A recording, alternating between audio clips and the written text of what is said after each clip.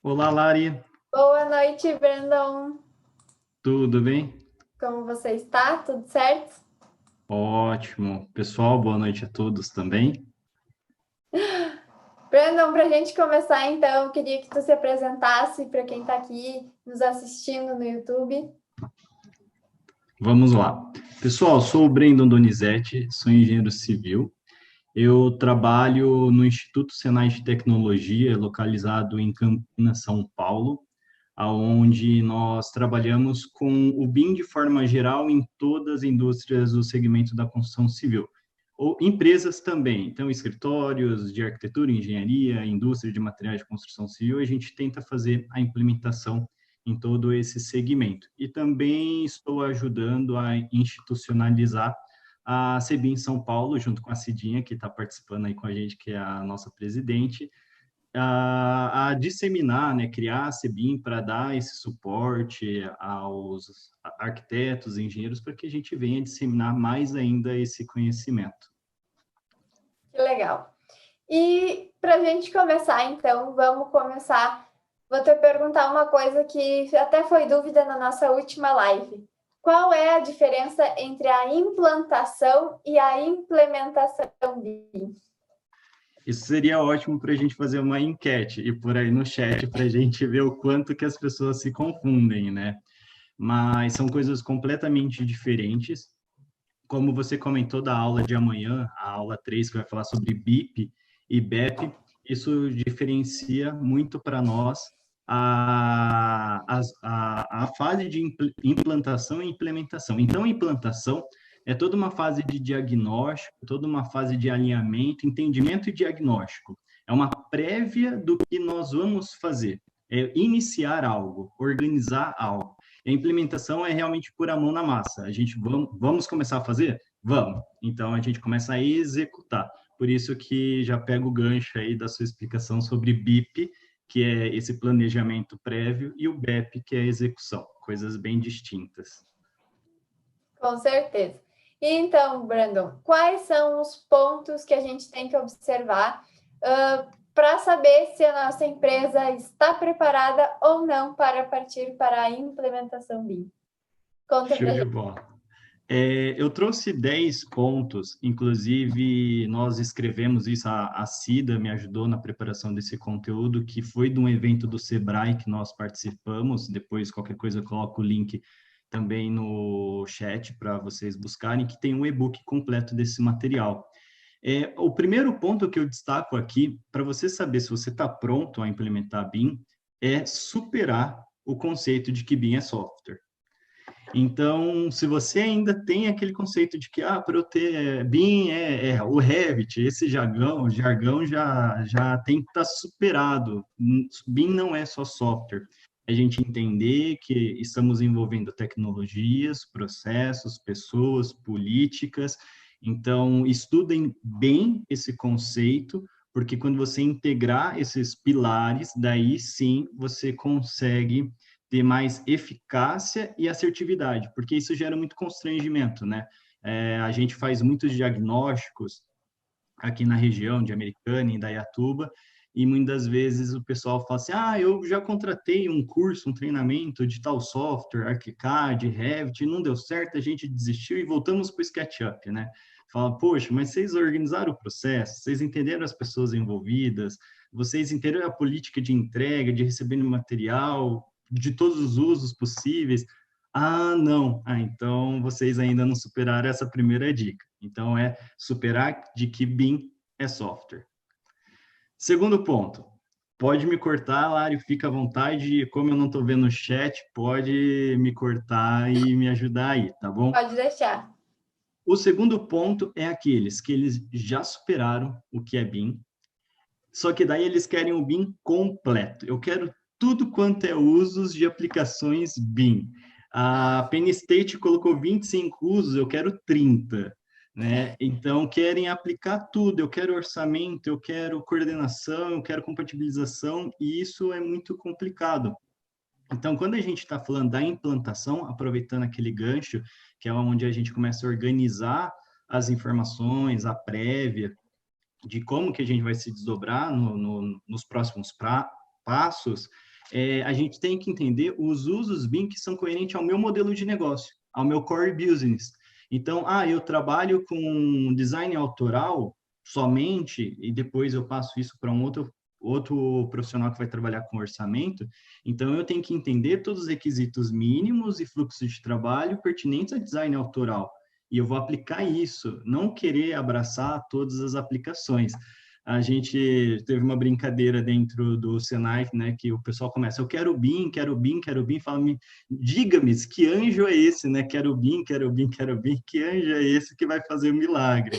Então, qual uso BIM é pertinente ao meu modelo de negócio? Então, superei o conceito e entendo qual uso ele faz sentido para a minha empresa. Daí, agora eu Só te entendi. interrompendo um pouquinho, esses usos do BIM, para a gente entender quais usos eu quero, isso faz parte justamente da nossa implantação, né? Que é justamente a fase onde a gente vai analisar aí como está a empresa, quais são os processos que você precisa melhorar, como que está a empresa, e a partir disso a gente vai analisar quais daqueles usos listados é que fazem sentido para a tua empresa. Então, isso ainda não é a implementação, isso é a fase de implantação lá no início ainda, né? Exatamente, exatamente. Daí você entendeu isso, organizou, daí você fala assim, agora eu vou praticar o BIM, eu vou implementar. Então, a terceira dica que eu deixo é que não faça a implementação sozinha, né? Não seja aquela pessoa que não preciso de ajuda, eu não vou abrir o meu modelo de negócio, segredos da minha empresa para alguém vir aqui, não vou fechar parcerias. Por quê? Como eu já comentei, um dos pilares que são muito importantes, que estão lá dentro da política, são as pessoas. BIM não se faz sozinho, né? Aquela parceria que você tem com os engenheiros de projetos complementares, com outros arquitetos, com a construtora, com o cliente, né? O BIM, ele traz o cliente muito mais próximo de você, porque ele vai fazer parte, né, desse projeto. Então, eu destaco que BIM não se faz sozinho, sempre tente fazer com parcerias. Isso facilita, traz pontos de vista diferentes. Um outro produto que lá no Senai a gente faz muito é Lean Manufacturing, um pouco mais aplicado para a mecânica. Às vezes a gente faz o diagnóstico e apresenta o relatório. Daí a pessoa fala assim, nossa, mas como eu nunca enxerguei isso? Né? Porque você está vivenciando aquilo todos os dias, a todo instante, e você fica limitado. Então, você não fazer sozinho, você traz essas opiniões diferentes que agregam ao seu modelo de negócio. Essa seria a terceira. Como não se faz sozinho, e nem sempre as parcerias são gratuitas, mas não só por causa de parcerias, o quarto ponto que eu destaco são investimentos, né? Então, você tem que prever investimento. Superei o conceito, identifiquei usos, não vou fazer sozinho, mas eu vou ter um custo. Não é custo e despesa, né? A gente fala isso muito nos nossos cursos lá do BIM, da implantação à venda. É um investimento, a gente mostrar para o cliente que são investimentos. Tanto com uma consultoria, eu contrato a Larissa de quadros para ela vir na minha empresa, eu vou ter que ter esse investimento. Softwares, eu não vou querer continuar o meu processo com softwares que não se atualizam automaticamente. Então, eu vou ter que investir com software. E hardware é outro ponto. Tá lá o meu computador com 2 GB de memória RAM e eu quero rodar a compatibilização dentro do Navisworks, que é um edifício, 10 pavimentos, todas as disciplinas. Não dá.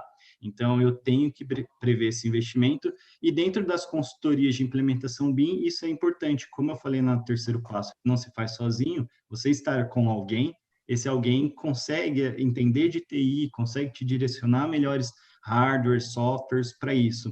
Porém, guarde aí uma graninha, porque você vai precisar investir aí. O quinto passo, então, eu já tenho dinheiro, já superei conceito, já sei meus usos, não estou sozinho, já contratei o Brendo, a Larissa para fazer essa consultoria. Daí a gente tem que reestruturar processos.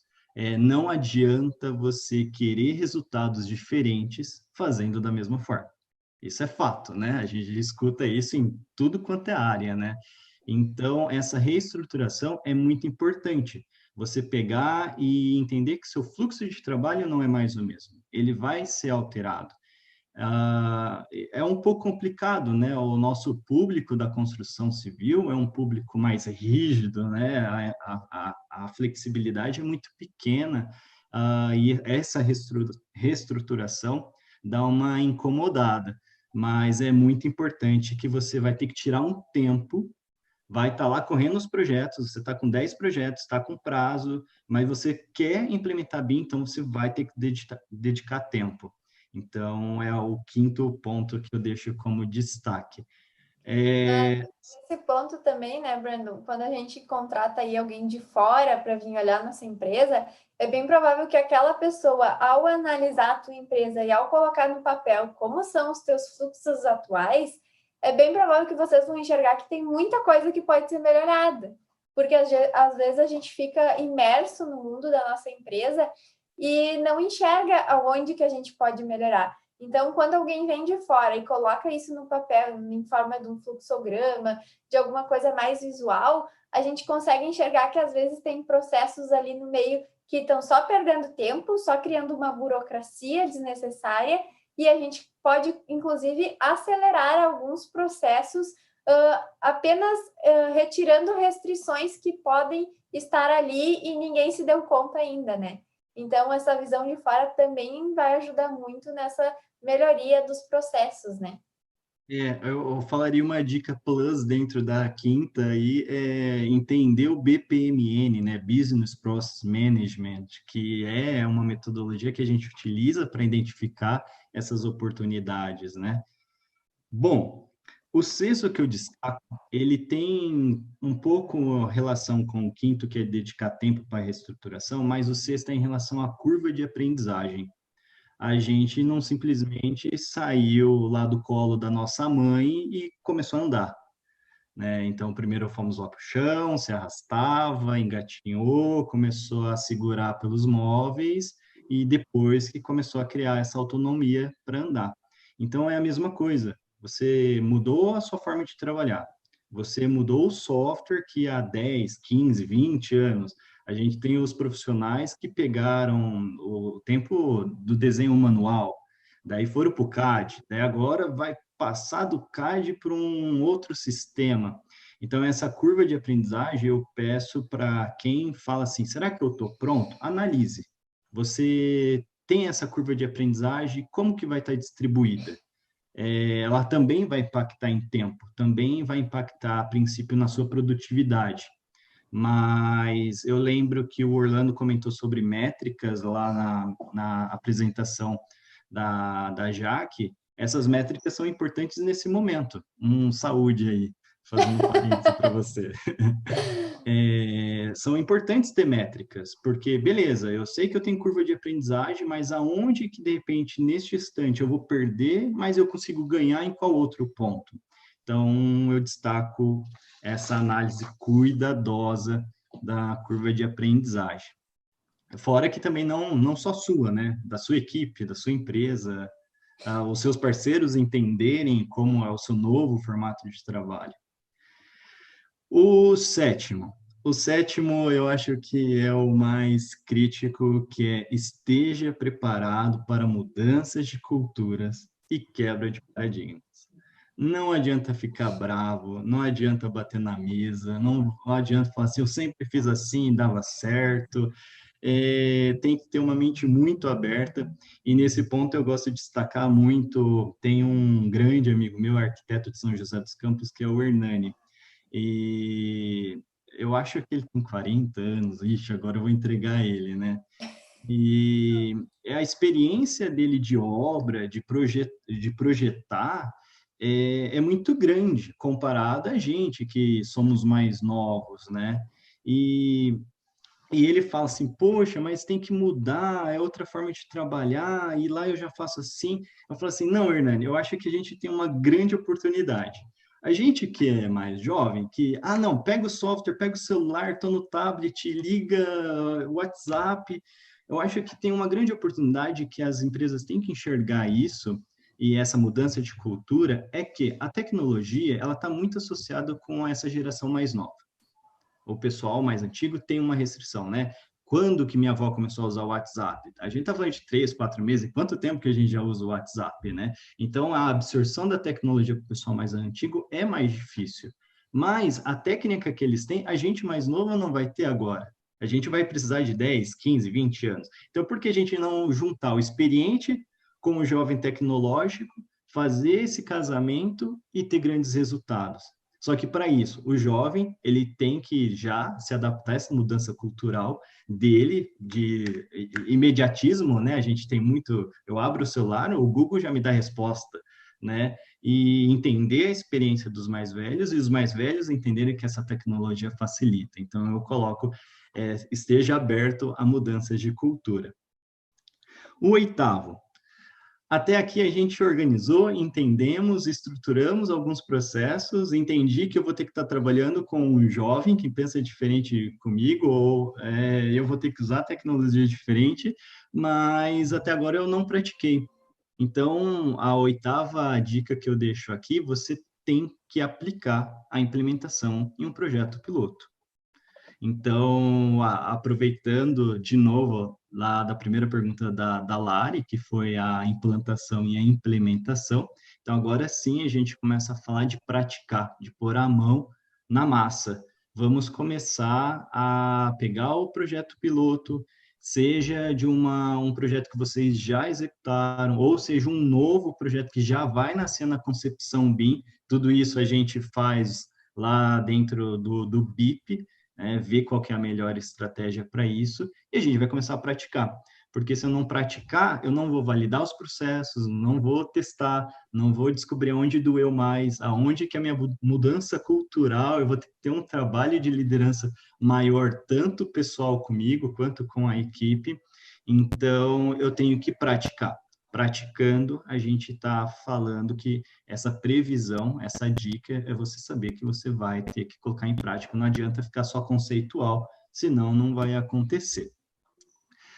A nona dica eu trago sobre analisar o histórico de inovação tecnológica da empresa. Ele fala, poxa, por que analisar a inovação? Eu quero trazer inovação. Agora você está falando para eu olhar para trás. Por que olhar para trás? A gente aprende muito com os erros, certo? Então, quando a gente fala de analisar esse histórico de inovação tecnológica, é saber como que a minha empresa, a missão, visão, valores, como que eu se comportei dentro de várias possibilidades que o mercado ofertou. Eu fui aberto? Eu fui aquele retardatário ao adotar a inovação tecnológica? Daí a gente pode até pegar a curva de Rogers, né, que mostra a curva de adoção de uma inovação tecnológica, que tem os visionários, que ele descobre que lá na Europa já está fazendo, ele já quer trazer para o Brasil, e ele é o primeiro a fazer em território nacional. Daí aquilo começa a se disseminar, começa a crescer, daí vem o mercado, começa a enxergar, daí tem aquele que continua restrito, não quero, não quero, não quero, e os últimos que agora é obrigatório, virou lei, vou ter que fazer. Daí começa a trabalhar. Eu acho isso muito importante, porque se você analisa esse ponto de como que a sua empresa se comportou com a inovação tecnológica, você vai avaliar um pouquinho seu espírito empreendedor, né? A questão de assumir riscos, e isso impacta diretamente. Porque se você tem um histórico de você sempre foi mais teve mais objeção à inovação, eu fico um pouco preocupado. Se eu sou um consultor, que eu estou indo numa empresa, e quando eu faço a análise de inovação tecnológica, ele fala que ele nunca foi o primeiro, ou que ele sempre esperou todo mundo fazer, e depois ele fez, eu fico um pouco preocupado, porque o esforço que a gente vai ter que fazer para quebrar esse paradigma, para fazer a implementação é muito grande, é muito grande. Então, será que vale a pena? Eu também tenho que escolher o meu cliente. Eu quero clientes que vão trazer cases de sucesso. Esses que vão me dar dificuldade, eu tenho que tomar um pouquinho de cuidado. Então, avalie. Você mesmo faz essa autoavaliação. Será que eu tenho inovado? Será que eu tenho procurado alternativas? Ou sempre tenho feito a mesma coisa a vida toda? Esse ponto é o nono. E o 10º, vamos documentar sempre. Documente tudo. A primeira dica, a segunda dica, tudo que você foi fazendo em todas essas dicas, documente, porque é o seu diário, sabe? Se eu tivesse começado a escrever desde quando eu comecei o meu primeiro emprego, o que será que eu fiz errado com aquele meu primeiro chefe que gerou uma discussão? O que será que eu fiz de errado que não gerou uma venda? O que será que eu fiz que deu certo a implementação? E esses registros, eles vão trazendo para você recordações que você utiliza para próximos passos. Então, documente sempre. Seja foto, porque a gente envelhece, envelhece rápido, né? Seja documentos, Word, arquivos, sempre tenha a documentação. Assim a gente finaliza as 10 dicas, não sei se foram claras para todos, estou aberto aí a dar mais relatos, depoimentos. Eu vou dizer que eu gostei muito dessas dicas e principalmente da ordem em que tu colocou elas, sabe?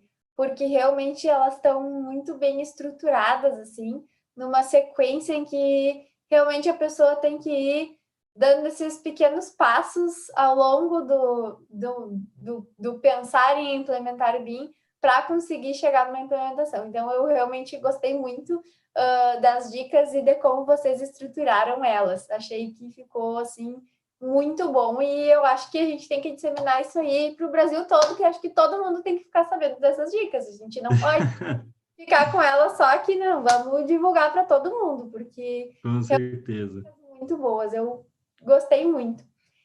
E o Orlando perguntou aqui: como faço para fazer uma análise da curva de aprendizagem? Pergunta boa, hein, Orlando? Orlando, eu acredito que também alinhado com a dica da inovação, esse histórico, né? Dê uma observada, o que que acontece? Eu tomo muito cuidado em relação a alguns clientes, quando a gente vai apresentar propostas, e ele fala assim, quanto tempo vai levar isso? Porque quanto tempo vai ser o curso? Não vai ser curso. Eu não vou te ensinar o software. A gente vai fazer o processo e dentro do software você vai aprender especificamente o que você precisa para o seu trabalho. Então, essa análise da curva de aprendizagem é quanto tempo que você vai ter para se dedicar àqueles comandos específicos, aquele fluxo de trabalho específicos, você vai... qual que é a curva de MacLean? Cadê o Arthur Curva para de puxar nos McLean. MacLeans, certo? A repetição disso daí que vai te levar à eficiência daquela aprendizagem, né? Daquela aprendizagem. Então, faça essa análise. Quanto tempo que você vai se dedicar? Você vai ser específico? Você vai querer aprender tudo? Você organizou um cronograma? Cronograma. Daí a gente vai voltar para a palestra da Jaque. Utiliza uma metodologia Scrum.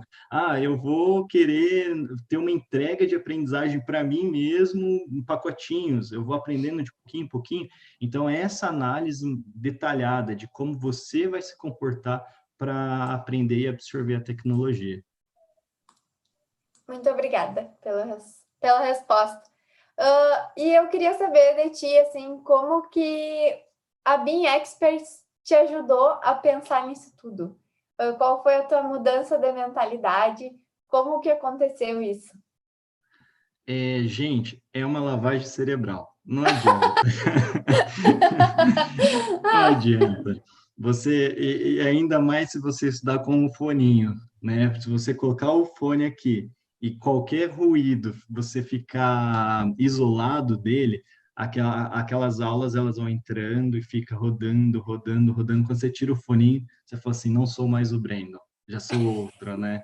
Então, pessoal, de verdade, como eu comentei para vocês, eu trabalho no Instituto de Tecnologia do Senai. Então, é uma instituição muito renomada, a gente está dentro de inovação tecnológica a todo instante, mas para o meu caso, faltava aquela questão de organizar tudo isso dentro da minha mente, né? Qual que é o processo de empreender? Até no meu depoimento eu falo sobre os livros, né? Os livros que eles indicam, a Lara eu sei que é outra viciada em livros que sempre comenta também nas lives, né? Os livros que eles indicam, eu nem estou falando necessariamente de BIM, tá, pessoal? Para mim, a BIM Experts, a questão técnica contribuir, sim, mas já tinha bastante pesquisa, o Senai, a gente tem a base de pesquisas realizada no Reino Unido, então a questão técnica estava legal. Mas e o desenvolvimento? Como falar isso para o cliente? Como vender para o cliente? Como organizar isso em um documento que fique claro para ele?